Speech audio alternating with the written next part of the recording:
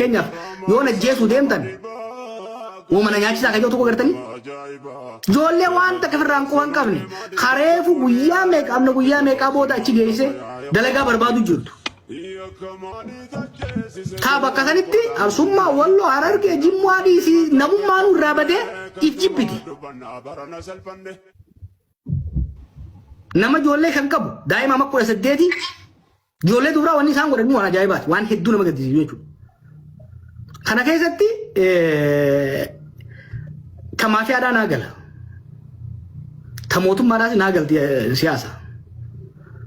Garuu ijoolleen teenya tarakkoo akkasii keessa ifiifuu dabartee achi dhayite.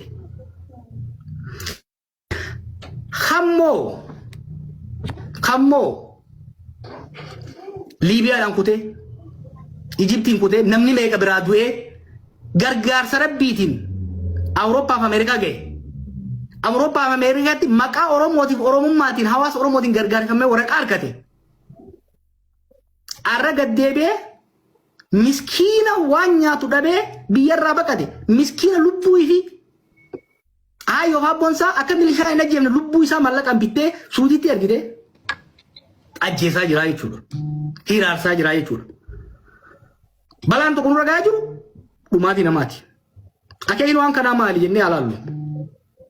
Kana jeetiin raaboo. Akeekni waan kanaa tokko jarri maafiyootatis namoonni dhuunfaa kunis dantaa dhuunfaa fi waloo gaggeessuudha barbaada. Miidhaaf akeekni waan kanaa du'a lubbuu namootaa qofa miti. Waggoota 8 dabre kana sistemaatikali Oromummaa caccabsuudhaaf. Oromummaa osoo hin ta'in namummaa moral value hawaasa keenyaa caccabsuudhaaf irratti dalagamaa jira. Waan tokko yoo hubattan ijoollee waan kana gootu alaabaa uffatti bakka tokkotti. Dubbee deemtee hoggaa laaltee waan ijoollee sabboonummaa qabdullee miti. Ijoollee qabsoo keessatti turtellee miti. Deliberately sabboonummaan Oromoo akka jibbamu namni waan Oromummaa jamtoon akka jibbu. Johar Muhammad waan ani siyaasa Johar Muhammad hin deeggaru waan amma inni godhuudha jiru tana akkuma inni gaffitettiin 100 miliyoonatti konfirmi godhe. Okay. Garuu ammallee madda hattoota Johar Muhammad itti dhiyaachuu dhiisi qarqaraa hin baane maafiyaa gurguddoo qarqaran baane. Tokkoffaa namni ilmaan namaa gandummaa tanaan lafarraa fixuudha jiru nama sadii ijoollee Harargee lamaa fi ijoollee Arsii lixaa nama Qeeroo Mahammad Usmaan ja'amuu fi Iftuu Haaruun warra Awwadaayii fi Mukhtaaree Poostoodha akkaawuntii isaaniitiin qaba. Ragaa isaanii gahaadha irra qaba laasaanotaan qabadhu. Somaalilaandi jirani moo Somaalee keessa? Somaalee laasaanotana jechuun gara laasaanolee ni beeka lafamarra wal jiran tana Somaalilaandii fi jarri kaan. Waan tana waraabbadhu. Hayyee. Dubbii tana waraabbadhu. Waan gartee hatta ilaa federaalaa erginee federaalallee bitani. Federaalallee nu harkaa bitani. Poolisaas nu harkaa bitani. Dhaggeeffadhu siifiin hima. Haaya. Mukhtaar kun baabbilee keessaa mana qaba. Adaree biyyootii mana qaba. Maalii mana qaba. Hatta hogga laali laasaanot tana keessatti jaarsiiftuu Haaruun dhulbaan ta'edha. Warra gosa sanii warra guddaa sanii hoteela qabdiisiinii achirraahi dubbiin halkanitti nama 8 nama 9 awwaalan adeeroo. Laasaanotitti? Laasaanot keessatti halkanin nama 8 nama 9 awwaalan. Dhaggeeffadhu siifiin hima. Bakki gandu Arsii Hararge tumsiisan.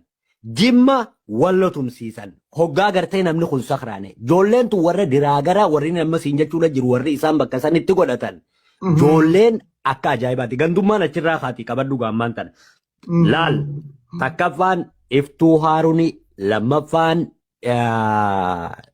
Qeeroo Mahammad Usmaan janiin Arsii lixaati. Inni sadaffaan Mukhtaar Baabbilee janii yookaan Mukhtaar Foostoo janiin footoo isaatis karaa keessaatiin hunda siifiin erga ragaa qabatamaadhaa wajjin.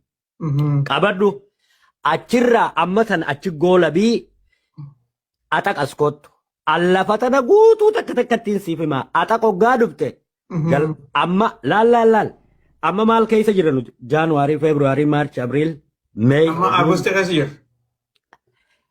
laal Baatii saddeettaffaa. baatii jahaffaarraa kaasee ilaa ammaan tanaa toora namaa 38 kanaatu axa keessa dhume. Viidiyoodhaan si erga bakka sana achirraayis wanniidhaan qaba. Sababni inni waan kana akkana beekuu danda'eef Yaman keessa gaafaan jiru DRC dhaa wajjiniin hojjechuu ture. Danish Refugee Council wajjiniin hojjechuu ture. Dhaggeeffadhu sii miidhuma. Lafa tana keessatti mootummaa Yaman haga tokko bitaniiti ilmaan namaa kana warri dooniidhaa hoggaa gartee dooniin dhuftee gartee kararraa buute. Doonii sadii dhufu jira jaaniitiin obsaa ummanni gartee waan kana akka gaariitti haa dhagayani obboleeyyan keenya obsaan carraadhe bal'aa fudhatan jiina. Akkasitti duuba joollee namaa tana karumarraa fuudhanii hoon nyaata nyaattaa jedhanii gaara lamaan kana idduu geeffatanii azaanii fi axaq idduu achitti ilmaan namaa kana akka isaan godhan firraa dhiisi. Dhalaa meeqaa harka du'aa dhiira meeqaatu harka du'a. Namoota san keessaa Joohar Mahammad haga tokko maxxansee namoota san yoo xiqqaatte footoo isaanii maal isaanii iddoo dhaloota isaanii ansiifiin erga. Kanaas asuma qabadhumma kun. Eeyis axaqiin siinjee shabu'a achirraa radaa ol koottu. Radaa keessatti shamarran Oromoodhaa ji'a ja'a aduun argitu. Ji'a ja'a. Marsaan laguudhaa itti dhuftu kana shamarran kana marsaan laguudhaa itti dhuftu direesiidhaa fuutee daayipara godhatti osoo birra ciccirtu ruuza adii guyyatti hoggutu akka nyaachaadha. Dhaggeeffadhu. Maraatanii jechuudha.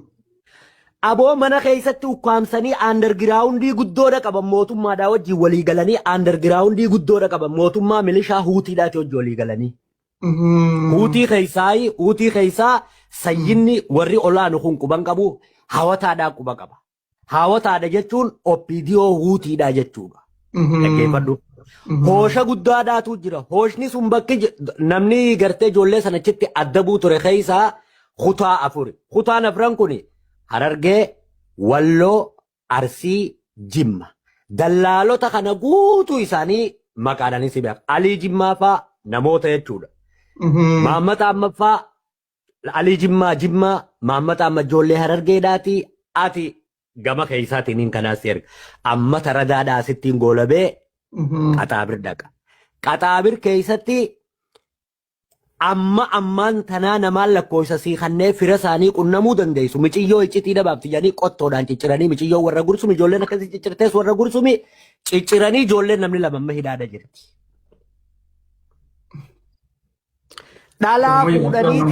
Dhalaa fuudhanii dubartii cicciranii qottoodhaan cicciranii miciyyoon takka tagartee suutatti boodatti hafte arkitee abaluu fi abaluu ciccireette nuti abaluu fi abaluu yeroo sanaadhaan ture.